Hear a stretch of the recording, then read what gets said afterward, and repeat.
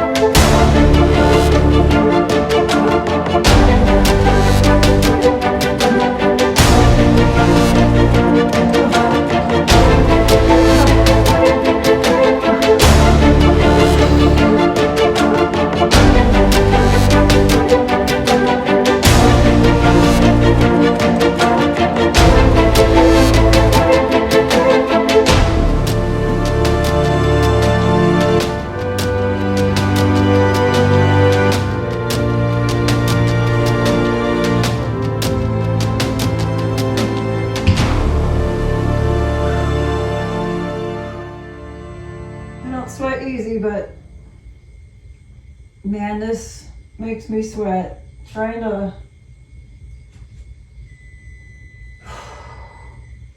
hold the posture upright when I'm wanting to lean over because of all these tight muscles and weak, certain hip abductors or whatever they are that are is weak in here.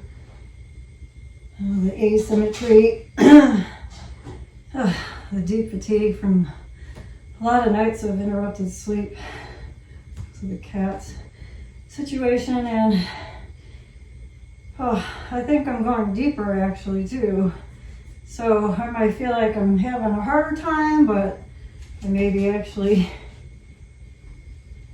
going deeper into the pose as well. So it's really causing me to shake and you're definitely going deeper. Get sweaty, and your form is better. My form is better and going deeper, says Coach Don. So sometimes when I don't, my mind thinks I'm not doing as well, I have to ignore my mind because in truth, there are improvements despite sleep issues.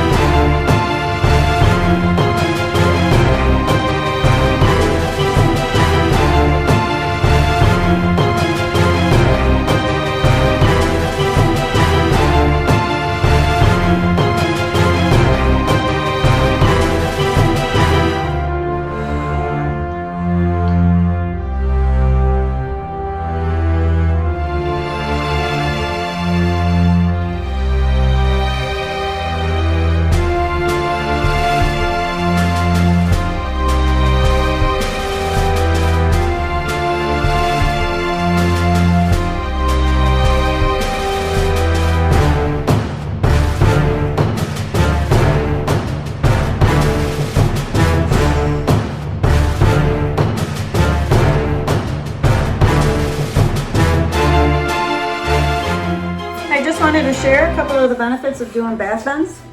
They go by different names. There's a whole sequence that you can do building up to it, and then getting more advanced. And Iyengar, BKS Iyengar, was just a master at helping people do the poses correctly, using props as needed, and he gives very step-by-step instruction. But they generate warmth and for sure help keep your spine fluid. And as we age, because we don't walk around you know, bent backwards, we're always doing things this way. We're carrying groceries, or as a mom, you know, children, or whatever it may be. A lot of construction work, everything is always forward, and so you want to be able to stretch backwards as well to maintain muscular balance, but also just fluidity and flexibility as you age, and help prevent the many issues people have when they get older, or not even when they're older, but just back pain and disc issues. So as he says here, it can tone the spine by stretching it fully, keeps the body alert and supple. The back feels strong and full of life. It strengthens the arms and wrists as well as you're holding yourself up. And because your head is inverted, it has a soothing effect on your head. Doing headstands, handstands, and anything that inverts you helps get the blood down into your head, which I should do more often to help overcome the need for reading glasses.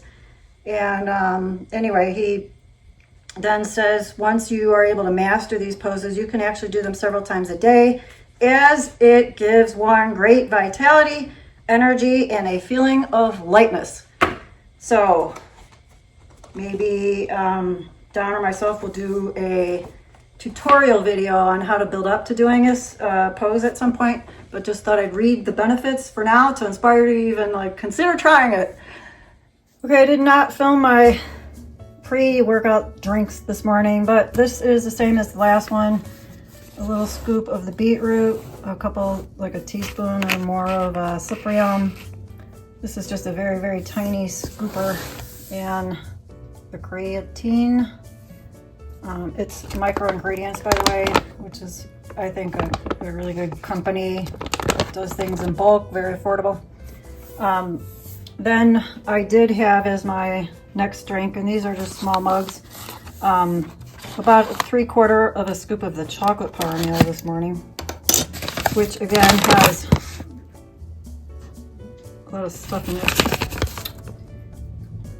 So, not that it needed it, but to that I added a teaspoon of cacao for fun and flavor. I have ground chia seeds in here. I believe it's best to grind them, even though they're tiny. It's because they're tiny, you should grind them, because it's easy to just not chew them and break them down. And this fun little packet, I use like a spoonful at a time. I don't ever make a whole packet at once, but it's basically, yes, it's Chinese stuff. It's ground black sesame seed and mountain yam. It's an herb used for, well, found in a lot of hormone balancing natural remedies, but also just like a spleen chi tonic. So I mix this all together in a small mug with hot water and a little vanilla soy milk. And then I had my prunes, which I keep in this jar. You can see it's already becoming a lot more syrupy than the first day that I had it out a couple days ago. So I had about 6. And then we're going to have oatmeal, which I'll show you. I prepared it a little differently yesterday. It was so yummy. I'm going to do it again today, and I'll show you. This is a 1/2 cup each of protein oats and wheat flakes. It's getting hard to find the white whole wheat flakes, which I actually really like. I mean, these are great too. But unfortunately, everybody's trying to avoid wheat, so it's getting harder to get some of these things. And then the rolled oats. So I'm going to dish it out and show you how I serve it up.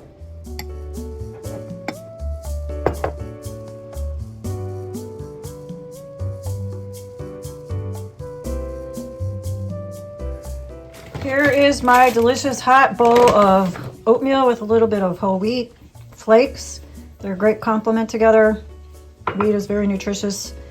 And These two grains are among the best, along with brown rice, for Vata dosha constitutional types. And I will share soon in a video, plus probably more blog posts, why I eat the way I do in terms of trying to eat to balance my Vata dosha type. So if you happen to be among those who don't seem to thrive as well following the standard whole food plant-based movement recommendations to avoid all salt, oil, and sugar, you might want to follow along. There could be a reason, because it could be your constitutional type and conditions just don't thrive eating that way. So look for more on that to come, but I'll link some videos below on what I've already written on how to improve digestion as a Vata in the description below.